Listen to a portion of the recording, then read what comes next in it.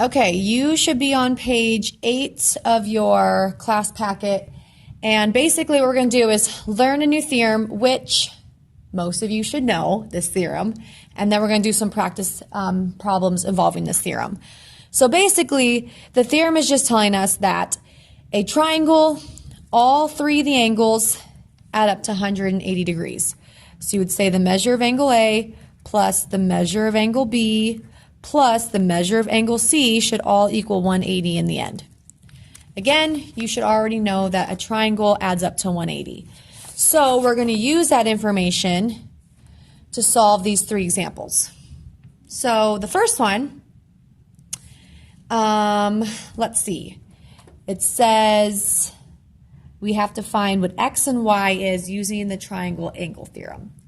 So in this case, we have a triangle, but we also have two triangles because TR is splitting this. So if I look at just this triangle, I have 32 degrees, 78 degrees, and then x. Well, to find what x is, I would just add up 32 and 78 and subtract that from 180. So you should get 70 degrees for x. Now I got to find y. Well, I can't just do the same on this side because I don't know what this angle is up here. This side is 32 degrees, but not this side. So what I can do is y and 78 are linear pairs.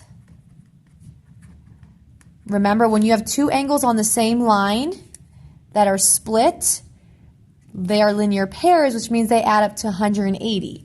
So y plus 78 should equal 180. So to solve for y, I would just subtract 78 on both sides, and y would be 102.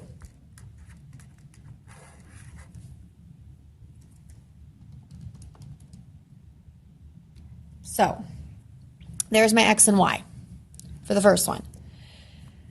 Down here, same thing, I got to solve for x. I know all three of these angles add up to 180, so the equation I can set up is 30 plus, I'm going to say 90 because that box means 90, so that angle is 90, plus this angle, which is 66 plus x, and that whole thing is going to equal 180. So to solve this, I'm going to do 30 plus 90 plus 66, which is 186. I still have the plus x equals 180. To solve for x, I subtract 186 from both sides, and I get x equals -6. Again, you can get a negative answer because we're just solving for x. Now, if you plugged it back in and got a negative angle, that would not be correct, but you can get a negative x. This one, same thing. All three of these add up to 180, so I'm going to set up an equation as 60 plus 90 plus 30x equals 180. To solve this, I'm going to do 60 plus 90, which is 150. Subtract 150 from both sides. So I get 30x equals 30. Divide by 30. X equals 1. And again, that's all the directions said to do. It just wanted us to solve for x. We didn't have to plug it back in. So now you guys should be able to do 2-1 homework, 2-2 homework, and 2-3 homework. So that is what you should be working on now.